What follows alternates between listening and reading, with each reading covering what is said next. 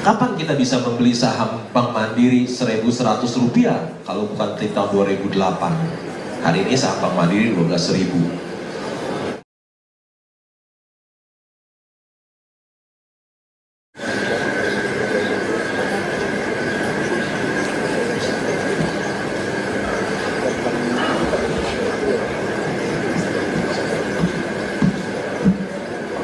Tadi pertanyaannya bagaimana menemukan perusahaan yang murah dan bagus ya? Oh, bagaimana bisa menemukan perusahaan yang murah dan bagus?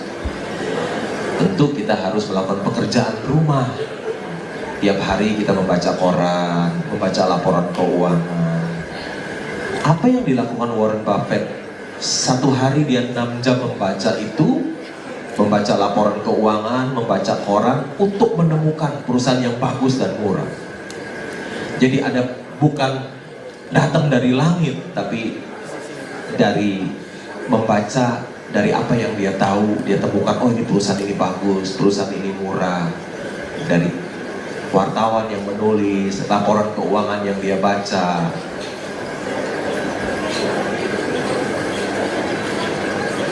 Kemudian yang ditanya lagi, apa yang harus disikapi ketika saham turun? Kalau saham turun itu biasanya orang yang tidak tahu apa yang dia beli, dia ikut panik, dia menjual karena dia khawatir di depan akan turun lagi. Tapi bagi seorang investor yang bijak itu, dia menyikapi saham yang turun itu adalah peluang emas bagi dia. Kapan lagi dia bisa beli perusahaan yang bagus dengan harga yang murah? Kapan kita bisa membeli saham Bank Mandiri 1.100 rupiah kalau bukan di tahun 2008? Hari ini saham Bank Mandiri 12.000. Mau beli saham itu 1.100, yaitu adanya di 2008, waktu ketika krisis semuanya. Itu jadi peluang emas. Kita bisa membeli perusahaan yang bagus dengan harga yang murah. Bagaimana kalau sekarang kita memiliki perusahaan seperti Multi Bintang? Setahu saya Multi Bintang itu perusahaan bagus yang mahal. Kalau nggak salah price earning ratio-nya tinggi sekali. Multi Bintang itu. Tadi kita masuk ke sektor valuasi. Kita beli perusahaan yang bagus dengan price earning ratio yang murah. Ada perusahaan Siloam yang price earning ratio-nya 260 kali. Kita tidak mau beli, bagus tapi mahal. Tapi ada perusahaan Pen Invest yang labanya 900, PI-nya 3,5 kali, terang ini lebih murah. Karena average price earning ratio di Bursa Efek Indonesia sekarang 22 kali. Ya, jadi membeli saham yang price earning ratio 3 kali itu adalah saham yang murah. Oh, saham yang bagus saat ini. Saya bukan seorang analis, jadi saya tidak memberikan rekomendasi. Kalau saya memberikan rekomendasi, kalau salah, saya punya horizon jangka panjang. Mungkin adik mahasiswa jangka pendek. Sebelum naik jangka panjang dia bisa turun dulu. Kalau turun nanti saya dikutuk orang. Jadi saya tidak berani memberikan rekomendasi. Tadi saya sudah memberikan kriterianya. Satu, perusahaan yang bagus itu mesti melakukan pekerjaan rumah, ya, manajemennya yang bagus, sektor usahanya bagus, labanya besar, perusahaannya bertumbuh, valuasinya murah. Kita harus melakukan pekerjaan rumah. Karena ada seorang fund manager yang paling terkenal di dunia, dia pernah berkata, investing without a homework is dangerous. Investasi tanpa pekerjaan rumah itu berbahaya. Orang mau investasi, tidak mau melakukan pekerjaan rumah, itu yang berbahaya. Mendengar tadi seminar dari Bapak, itu memotivasi saya untuk lebih lagi gitu, lebih semangat lagi untuk main saham. Karena memang betul, kalau saya jualan bakmi, kapan saya kaya gitu kan. Nah, saya berani, saya tipe orang yang berani investasi di bidang itu gitu. Tetapi istilahnya sekarang pertanyaan saya, kalau misalnya tadi nilainya lagi turun, itu misalnya kita punya uang misalnya anggap aja 100 juta, kita langsung beli atau kita belinya bertahap cicil? Karena saya sering melihat pemantauan saya, saat ini harga turun, saya beli, besoknya dia turun lagi, nyesel gitu loh. Kenapa nggak nunggu gitu. Dan saya tipe yang seperti ini, saya catat, takut untung, berani rugi, itu tipe saya gitu, saya banget gitu.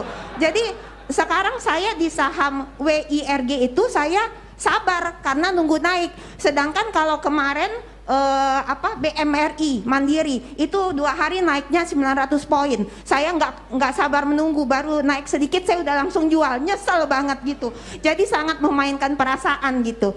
Terima kasih.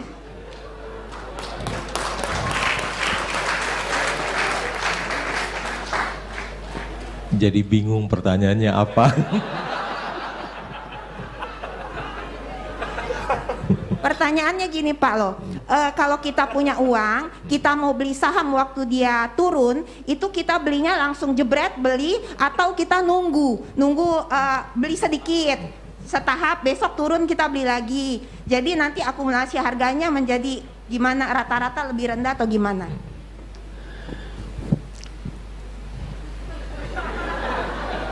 Beda ibu dengan saya ya. Ibu punya keberanian, tapi keberaniannya tidak cukup, harus punya pengetahuan. Ibu beli satu saham, valuasinya seperti apa?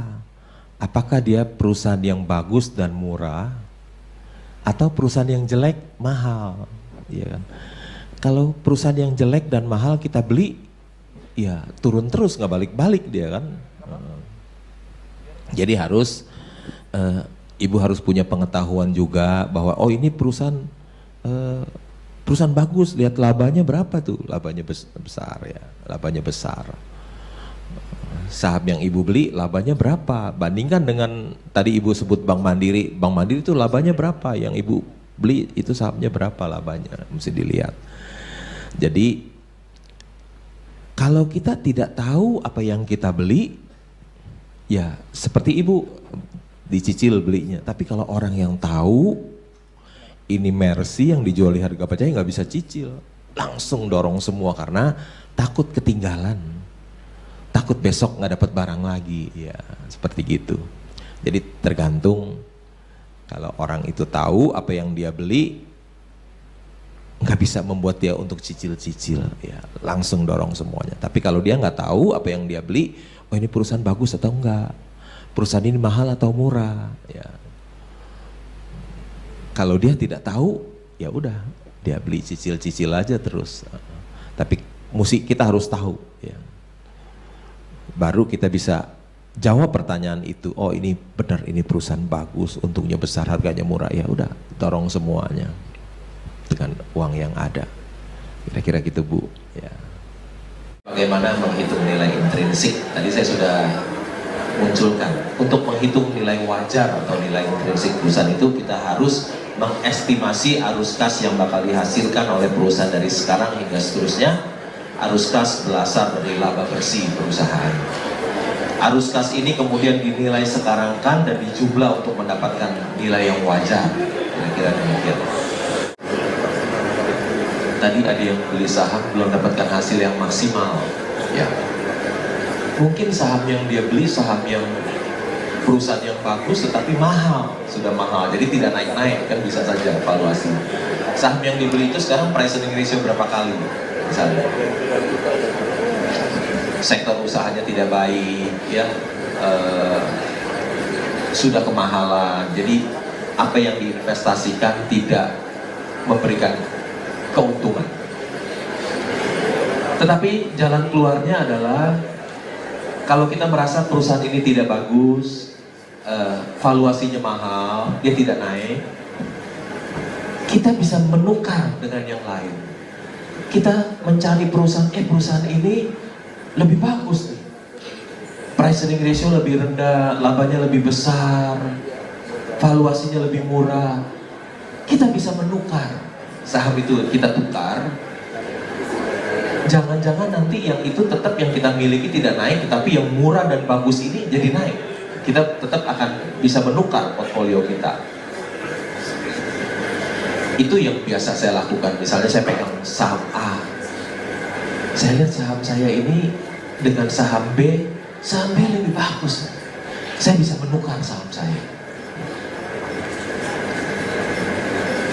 Yang ketiga, Enggak, pertanyaannya, oh, bagaimana berinvestasi? Makan saja tidak cukup katanya gajinya.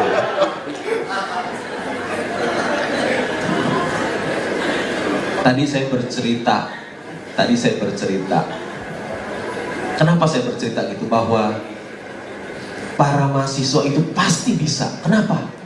Saya udah cerita kondisi keuangan saya lebih buruk dari yang bertanya tadi. Iya kan? Bayangkan, saya seorang sarjana kerja di bank 11 tahun, pangkatnya nggak naik loh. Jadi pegawai usaha terus, pegawai tata usaha terus. Saya hidup tidak konsumtif. Kenapa? Gajinya tidak cukup, mungkin pengeluarannya besar, hidupnya nggak hemat, gitu kan? Boros bisa aja. Jadi kita harus hemat, tidak boros supaya kita ada sisa uang untuk berlebih. Dan kita juga harus cari pekerjaan yang lebih baik, yang gajinya besar. Kan saya setelah saya jadi pegawai tata 11 tahun, tiba-tiba saya loncat jadi kepala cabang kan, dapat kedudukan yang lebih baik. Jadi tadi saya mempunyai kriteria 5 di dalam membeli perusahaan. Kalau para mahasiswa mencari karir nanti bekerja, juga lihat perusahaannya seperti itu, harus sama juga. Perusahaan yang manajemennya baik, perusahaan yang sektor usahanya baik, perusahaan yang untungnya besar. Ketika kita bekerja di satu perusahaan, seperti saya membeli perusahaan, nanti saya bekerja di perusahaan ini memenuhi kriteria ini nggak ya, perusahaan yang bagus ini? Kalau kita bekerja di perusahaan yang untungnya besar, pasti gaji kita juga jadi besar. Kalau kita bekerja di perusahaan yang untungnya kecil, pasti gaji kita mana bisa besar, ya kan? Jadi ketika kita memilih karir nanti kita bekerja, pakai juga kriteria waktu saya membeli perusahaan. Saya mau ajak hitung-hitungan yang sederhana aja, sederhana. Kalau kita punya uang 1 juta rupiah, ya 1 juta, kita investasikan, andai kata setiap tahun naik satu kali lipat. Dari 1 juta, tahun pertama jadi 2 juta, tahun kedua jadi 4 juta, tahun ketiga jadi 8 juta, tahun ke-20 jadi berapa uang 1 juta? Ada yang tahu berapa? Sembarangan aja nggak apa-apa, boleh. Kira-kira berapa uang 1 juta? Kita hitung ya, bantuin saya hitung.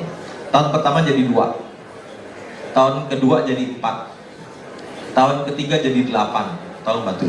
Tahun keempat 11, tahun kelima 32, tahun ke-6, tahun ke-7, tahun ke-6, ya tahun ke-7 284, 250, tahun ke-8 tahun 9, tahun ke-10 1 miliar ya. Uang 1 juta kita investasikan, setiap tahun naik 1 kali lipat jadi 1 miliar 10 tahun. 1 miliar kita investasikan, 10 tahun kemudian jadi 1 triliun tambah 03. Jadi jangan menghina uang 1 juta rupiah. Uang 1 juta rupiah kita investasikan 20 tahun, dia naik setiap tahun naik 1 kali lipat jadi 1 triliun. Adik-adik mahasiswa sekarang umur 20 tahun, coba pikirkan uang 1 juta diinvestasikan 20 tahun kemudian. Ketika berhasil menggandakan uang ini 1 kali lipat setahun, ketika usia 40 tahun, adik-adik mahasiswa punya uang 1 triliun. Nggak percaya hitung, tadi saya udah hitungin kan satu-satu. Kira-kira demikian.